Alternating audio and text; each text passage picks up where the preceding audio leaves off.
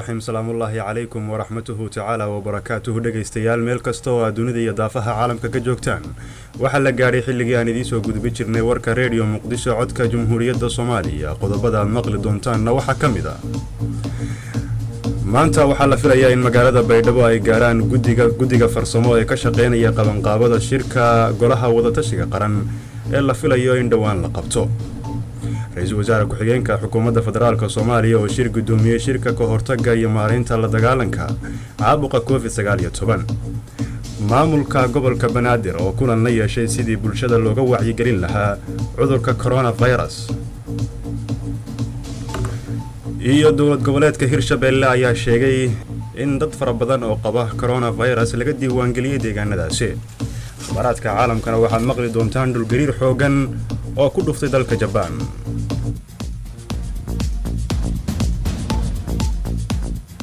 وهاجاك dhageystayaal waa subax isniina 15 bisha 2021 waxana warkaydii akhrinaya anigoo ah Xamse Xaaji Maxamuud Raadeeye iminkana ku soo dhawaada warkii oo fidsan aan ku bilaabe maanta waxa la filayaa in magaalada Baydhabo ay gaaraan gudiyada farsamo oo ay magacaabay ra'iisul wasaaraha Jamhuuriyadda Soomaaliya waxana la filayaa in halkaas ay shirar gooni ay kula yeelan doonaan madaxda maamulkaas iyagoona sii bilaabi doona shirka wadatashi ee la filayo in dhawaan in la qabto wariyaheenna Siraaji Sheekh Isxaaq ayaa khadka taleefanka si toos ugu jira Siraaji maxaad la socotaa magaalada Baydhabo waxa la filayaa waxa ku soo wajahan wufuud uu magacaabay ra'iisul wasaaraha Soomaaliya oo ka shaqeyn doona shirka wadatashi ee ka dhici doona magaaladaas maanta magaalada Baydhabo ee xarunta ku meel gaarka maamulka Koonfur Galbeed waxa ka soconaya qabanqaabo iyo soo dhaweyn qabanqaabo iyo diyaar garow loo sameynayo guddigaasi farsamo oo la rajeynayo saacadaha soo socda inay soo gaaraan magaalada Baydhabo ee xarunta ku meel gaarka maamulka Koonfur Galbeed guddigan maalmihii hore ama shalay iyo daraad ayaa la sugayay oo dadka reer Koonfur Galbeed Soomaaliya ay sugayeen balse maanta ayay soo gaarayaan magaalada Baydhabo madaxda maamulka Koonfur Galbeed iyo qaybaha kala duwan ee bulshada rayidka ayaa xilligan waxay ku sii socdaan garoonka diyaaradaha ee magaalada Baydhabo si wafuudan ay u soo dhaweeyaan guddigan markay soo gaaraan magaalada Baydhabo waxa la rajeynayaa in kulamo gooni ay la qaataan madaxda maamulka Koonfur Galbeed Soomaaliya waxaana ay ka kala socdaan maamul goboleedyada iyo gobolka Banaadir waxaana magacaabay ra'iisul wasaaraha xukuumadda Soomaaliya guddigaasi ayaa runtii la sugayaa saacadaha soo socda soo gaari doona kuwaas oo shir ku leh magaalada Baydhabo ee xarunta ku meel gaarka maamulka Koonfur Galbeed sidoo kale shalay galankii dambe magaalada waxaa soo gaaray gudoomiye ku-xigeenka koowaad ee baarlamaanka dowladda federaalka Soomaaliya oo isagana si aad loogu soo dhaweeyay magaalada Baydhabo waxaa kulan la qaatay madaxweynaha dowlad goboleedka Soomaaliya ee Koonfur Galbeed mudane Cabdicasiis Xasan Maxamed Laftagareen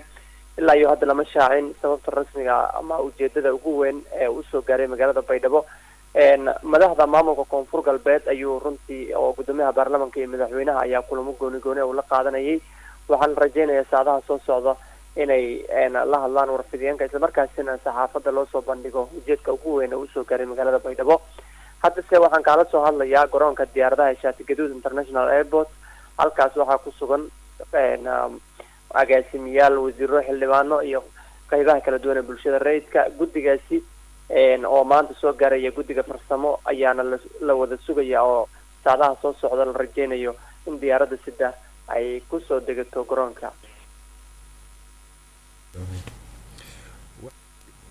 aad iyo aad ayuu mahadsan yahay kaasi waxa uu ahaa wariyaheenna Siraaji Sheekh Isxaaq oo khadka taleefanka inoogu waramayay ra'iisul wasaare ku-xigeenka dalka ayaa maanta shir gudoomiyay shir looga hadlayay ka hortagga xanuunka safmarka ah ee COVID-19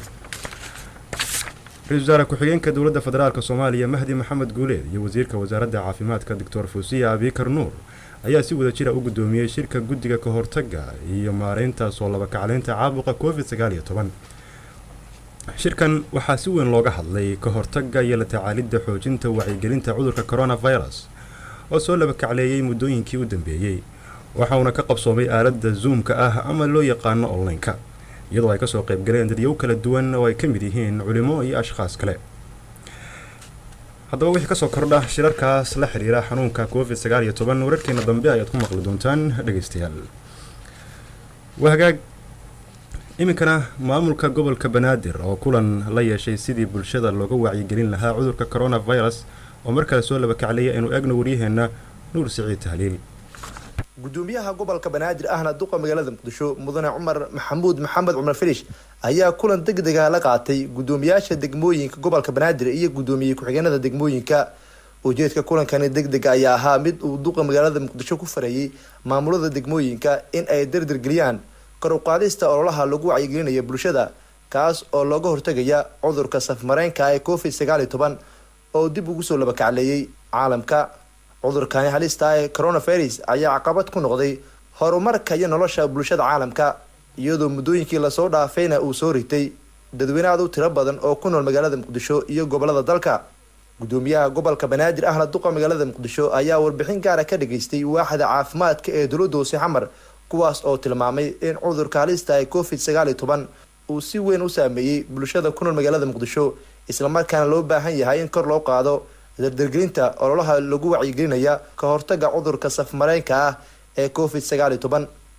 kulankani uu gudoomiyaha gobolka banaadir ahna duqa magaalada muqdisho mudane cumar maxamed cumar filish marka uu soo idlaaday waxaa aqalka dowladda hoose xamar warbaahinta kula hadashay gudoomiye ku-xigeenka arrimaha bulshada ee maamul gobolka banaadir marwo basme camri jakeyti. shir degdeg ah ayaa duqa magaalada muqdisho gudoomiyaha gobolka banaadir ahna duqa magaalada muqdisho iskugu yeeray 17 degmo ee gobolka banaadir iyo waaxda caafimaadka ee dowladda hoose xamar. shirkaaseti oo loogu hadlayay sidii wax loogu qaban lahaa ama bulshada lagu badbaadin lahaa oo ah soo laba kacleyn uu soo laba kacleeyay cudurka COVID-19. sidaad ogtihiinba COVID-19 waa cudur u baahan in bulshada laga wacyigeliyo ee daawadiisa ay tahay wacyigelin iyo kala fogaansho iyo gacmaha si sax ah mar walba loo dhaqo. bulshada Soomaaliyeed ee magaalada ku nool duqa magaalada muqdisho waxaan awaabulnay wacyigelintii ballaarnaa ee 17 degmo gobolka banaadir oo loogu hortagayay ee doorkii ay ku lahaayeen gobolka banaadir iyo degmooyinkiisaba. sidaad ogtihiinba wacyigelintaas ayaan ka bilaabi doonaa 17 degmo gobolka banaadir. bulshada waxaan ugu baaqaynaa inay qaataan fariimaha caafimaadka ee dhakhaatiirta Soomaaliyeed ee sheegayaan ee ahaato bulsho isku xiran ka fikira noloshooda. nafsa bini'aadanka ah waa shay qaali ah aad ku taxadirtaan kala fogaataan aad ogaataan face mask-na inaa xirataan. face mask waa waxa kaliya loogu hortagi karo cudurka COVID-19. sidaad ogtihiinba magaalada muqdisho iyo Soomaaliya oo dhan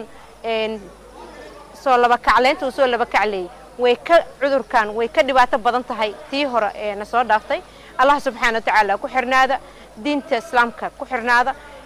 ka taxadira nafsadiini qaata fariimaha caafimaadka qaata fariimaha gudbinayaan wacyigelinta bulshada ee ka shaqeynaya wacyigelinta ee doorka gobolka banaadir. annaga waxaan diyaar u nahay inaan badbaadino ummadda Soomaaliyeed 3 milyan ilaahay wax badbaadin kare laakiin ka taxadirno ka shaqeyno siday fariimaha u gaari lahayd haday noqon lahayd warbaahinada haday noqon lahayd wacyigelinta gabaarida wacyigelinta dowladda hoose xamar ee u diyaarisay haday noqon lahayd tiimkii ka shaqeynaya wacyigelinta oo lahaa culamaa u diinka haweenka dhalinyarada gobolka banaadir. intaba waxaan diyaar u nahay berita haduu ilaahay yiraahdo wacyigelin ballaaran oo magaalada muqdisho oo ka wada bilaabanayo. waxaan rajaynaa bulshadana inay si sax u qaataan ee ka fikiraan nolosha bini'aadanka wax la heli karo maahan. duqa magaalada muqdisho wuxuu ku taagsaday maanta oo amaamirta ugu badnaa oo ka bixiyay badbaadinta shacabka Soomaaliyeed. qof kasta muwaadin Soomaaliyeed nafsada bini'aadanka inuu badbaadiyo ayaa loogu baahan yahay. doorkaaseetina qof kasta naf ku jirto islaam ayaa loogu baahan yahay. cudurka waa dilaa iska jir gaar markaad isku aragtid cudurka ka badbaadi bulshada ka badbaadi gurigaaga isku karantiil qolkaaga la xiriir dhakhaatiirta Soomaaliyeed isbitaal Martiini isbitaal Banaadir oo loogu talagalay in la geeyo bulshada magaalada Muqdisho. haddaad isku karantiish gurigaaga aad xanuunka intii in ka badan aad dareentidna la xiriir dhakhaatiirta ku diyaarsan sida lacag la'aanta inay kugu daaweeyaan diyaar ku ah. la xiriir ee ummadana ka badbaadi cudurka hadduu adigu kugu kooban yahay waxaa laga yaabaa saaxiibadaada inuu gaaro. ka badbaadi saaxiibadaada ka badbaadi ummadoo dhan. culamaa u diinkana waxaan u sheegaynaa masaajidaha face mask waa in la qaataa. dugsiyada quraanka sidoo kale waxaan kaloo u sheegaynaa goobaha ganacsiga oo duqa magaalada aad maanta ugu la hadlay goobaha ganacsiga ganacsatada Soomaaliyeed inay face mask iyo anti-germiska ee keenaan goob kasta ganacsi. maqaayadaha bulshada iskugu imaanayaan sidoo kale in la keeno asagana face mask iyo anti-germiska in la keena hoteelada waaweyn meel walba bulshada iskugu imaata mas'uul ayaa ka saaran mudane mas'uul ayaa ka saaran qof Soomaaliyeed ah tahay badbaadi ummadda Soomaaliyeed waa mahadsantihiin nuur siciid kaliil warbaahinta qaranka Soomaaliyeed magaalada Muqdisho aad ayuu mahadsan yahay kaas waxa uu ahaa wariyahana nuur siciid tahliil oo inoo soo diray warbixinta la xidhiidha coronavirus wali waxaan magaalada Muqdisho ee caasimadda Soomaaliya ayaa sanadihii dambe sameeysay kobac aad u ballaaran oo dhanka dhismaha ah iyo maalgashiga Muqdisho sanadihii ugu dambeeyay waxay ku tallaabsatay horumar aad u ballaaran hadaba warbixin cajiib oo aad u qurux badan waxa inoo soo diray wariyaheenna maxamed muuse cismaan abtow magaalada caasimadda ah ee Muqdisho waxay ka soo kabanaysaa burburka waxaana soo kordhaya saameynta ay ku leedahay horumarada iyo soo kabashada dib u dhiska caasimadda magaalada Muqdisho waxaa caasimadda magaalada Muqdisho ka soconaya howlo dib loogu dhisayo dhismayaal dhaadheer iyo dayactiro lagu sameynayo dhismayaasha burbursan taasi oo qayb weyn ka qaadanayso bilicda caasimadda magaalada Muqdisho iyadoo ganacsatada iyo qurba joogta Soomaaliyeed ay wadaan dadaalo ay ku maalgashanayaan magaalada Muqdisho qaar ka mid ah injineeriyada iyo fuundiyaasha ayaa ka hadlay dhismayaasha ay ka wadaan magaalada Muqdisho حسن جيلو أو كرش حسن واحد والله يرتاد الدلك واسموها ما شاء الله أنا قاعد وابير يعني بدنا هاي ويانا وابير هذا وحنك ودنا تطور كذي أما سديت قول مركيتا وحتى يعتني يكوني واي وفهمي سامولنا مركز أساسي وحوجران هذا إنه في عن تاج وحنا هاي فوندياشن أو جورجان فوندياشن ورسايل والله ما شاء الله أنا قم حنا فونديان هاي waxyaabaha joornatiin aan ka qaadano ciyaalkeena ku maareysana alxamdulillah wallahi ma sha Allah horta macnaha hore waxa loo dhahay dal walba dadkiisa dhisto marka anaga maanta diyaar waxaan u nahay dalkeena inaan dhisano inkastoo lacag aan ka qaadanoon waxaan aad ugu faraxsanahay in dalkeena aan nadiifsano aan dhisano aniga Turkiye aniga Selim Agosto aniga project mas'uul aniga engineer aniga apartment project mas'uul aniga شكل كمباني مغا كلمية aniga لابدكم طبعا السدة aniga سنة aniga Somali شكل ستارت Axmed Diiriye Cabdi oo ka mid ah muwaadiniinta Soomaaliyeed ayaa ka hadlay bilicda caasimadda magaalada Muqdisho sida ay ahaan jirtay 10 sano ka hor iyo hadda sida ay tahay magaalada Muqdisho sida ay sala ahaan jirtay sida maanta taa farq weyn u dhaxeeyo waa sadar muuqda su'aal ka dhan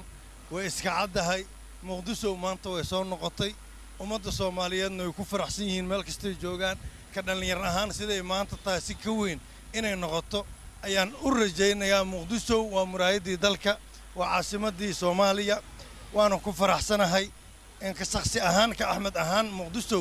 sala siday ahayd siday maanta taa farqi weyn baa u dhaxeeya runtii Muqdisho 10 sano ka hor meeshaan waxay ahayd meel aan la mari karin oo la isku fiiqdo oo la isku furto maanta waad u jeedaan alxamdulillah wa ama binicmati rabbika fahadis marka nimcadan waa nimco rabbaani oo ilaahay oo nasiiyay marka waa inaan ku sugrino anaga si aan loo weynin nimcada maanta aan haasano gudoomiye ku-xigeenka arrimaha bulshada iyo wacyigelinta maamulka gobolka Banaadir Basma Caamir Jaketi ayaa ka hadashay dib u soo noqoshada bilicda caasimadda magaalada Muqdisho sidaad ogtihiinba caasimadda waa caasimadda dalka hooyo waa caasimadda Soomaaliya caasimadana sidaad ogtihiinba magaalo walba caasimadeeda waa meesha kaliya ee bulshada Soomaaliyeed qof kasto magaaladeeda ku faanta ee tahay magaalada Muqdisho waad arkaysaan horumarka ee u talaabsanayso magaalada Muqdisho lama soo koobi karo waxay sameynaysaa heebadii hore u lahayd magaalada Muqdisho ayay dib u soo idlaatay ay soo celisay ganacsigii oo laba jibaarmay dhismooyin qurux badan oo midkii hore u lahayd heebadii u lahayd heebad ka wanaagsan ayay magaalada Muqdisho u talaabsatay daara aad u qurux badan ganacsatada Soomaaliyeed oo dib ugu soo celiyay dhaqaalahoodii horumar ay sameynayaan dadkii Soomaaliyeed ee dalka dibadiisa ku maqnaa ayaa dib u soo noqday beri samaadkii ayaa magaalada caasimadda Muqdisho waxa ay ahayd mid soo jiidata indhaha bulshada caalamka waxayna lahayd goobo ku haboon dalxiiska iyo dhismayaal dhaadheer Maxamed Muuse Cismaan warbaahinta qaranka Soomaaliyeed Muqdisho aad ayuu mahadsan yahay wariyaheenna Maxamed Muuse Cismaan oo inoo soo jeedinayay warbixintaas la xiriidha kobaca iyo bilicda caasimadda Soomaaliya Muqdisho haddaba wariyaheenna Maxamed Muuse Tarsan ayaa warbixin qurux badan ka diyaariyey wiil dhalinyaro ah wiil yar oo 5 sano jir ah oo xanuunsanaya isla markaasina aan xanuunkiisa dalka gudihiisa waxba looga qaban karin aan fiirino warbixinta Maxamed Muuse Tarsan waxaan idila wadaagaynaa sheekada wiil yar oo dhakhaatiirtu ay ka joojiyeen cuntada si aan jirkiisa u korin waa cajiib Sadaam Cabdicasiis qayb ka mid ah gacantiisa ayaa wadnaha ku dul dhegan halka inta kalena ay banaanka taal cududa iyo garabka ayaa cadaadis ku haya wadnaha oo udub dhexaad u ah nidaamka wareegga dhiigga taasi oo mar walba halis gelin karta naftiisa gacanta intaan banaanka taala intaan dheerna inta kaga jirtaa ilaa qoorta waxay kaga jirtaa ilaa iyo bartaan ilaa iyo inta kaga jirtaa garabkiisa dhammaan wadnuhu ka saaran yahay cuntooyinka nafaqada leh iyo cabitaanada miisaanka kordhin kara ayaa laga joojiyay si aysan dhaawac wadnaha u gaarsiin garabka iyo cududa gudaha ku jira qof cunto cunaya hadduu arka wuu ooynayaa cuntadii haddii la siiyo jismigiisa wuu korayaa sida maangahaas yariiska ama faantadan ay siir kale oo kaleeta basi bay ugu dhaheen caana ayaa ma dhaweed siin jira caaniyaha siinina hadda leedahay caani borotiin leeyin wuu korayaa ay dhaheen gacantii jismigiisa hilibkiisa baa koraayo wadniyay ka saarataan walow hooyadii ay caruur kala dhashay haddana Sadaam ayaa ah cunuga walwalka ugu badan ku haya maadaama uu baahiyo gaar ah qabo isaga fadhiisana ma yeelayo jiifana ma yeelay istaagna ma yeelay markaas isaga wuxuu maskaxdiisa ku soo dhacdo ayuunbuu samaynayaa adiga hadda arkaayo sida hadda uu yahay soo ma aragtidadba ma awoodo inuu u seexdo dhinaca bidix sababtoo ah naqaska ayaa ku dhigaya gacanta midig oo u bid qabta dhudhunka iyo calaacasha bidix oo qaybi gudaha ku jirto ayuu adeegsadaa habeenkii sidoo kale markii habeenkii hurdada kaleete inuu dhinacaan u seexdo waayo uu caburmaa uu kululaana uu dhiizayaa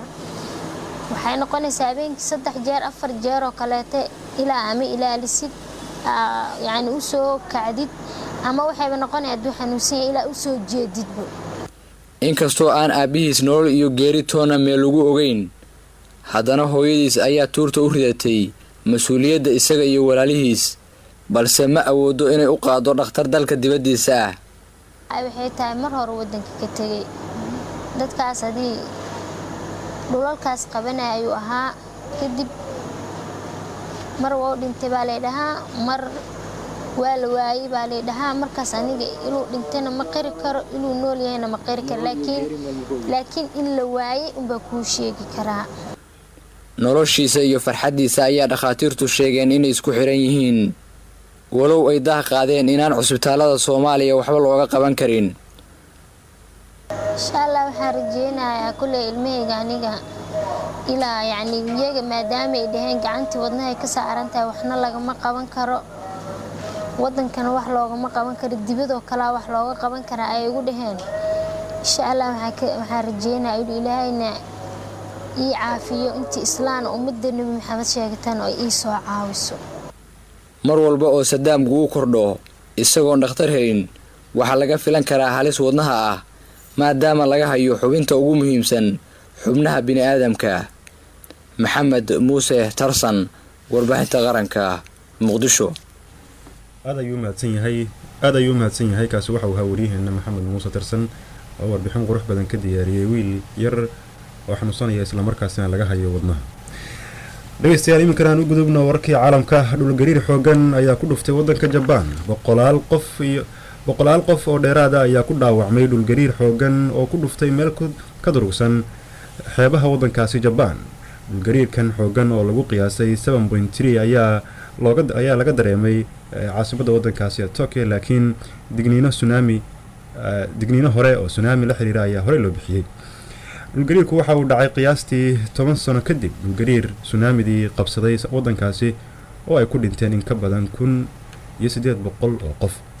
waxa la sheegay guryo ka badan 1 milyan oo qof inuu leerkii ka tagay isla markaasina ay korontadii ka tageen dhageystayaal intaas ayaan ku soo gabagabeynaynaa warkii radio Muqdisho codka Jamhuuriyadda Soomaaliya intaanu warkan war lamida ku kulmayno sidaas iyo nabadgelyo assalaamu calaykum waraxmatullaah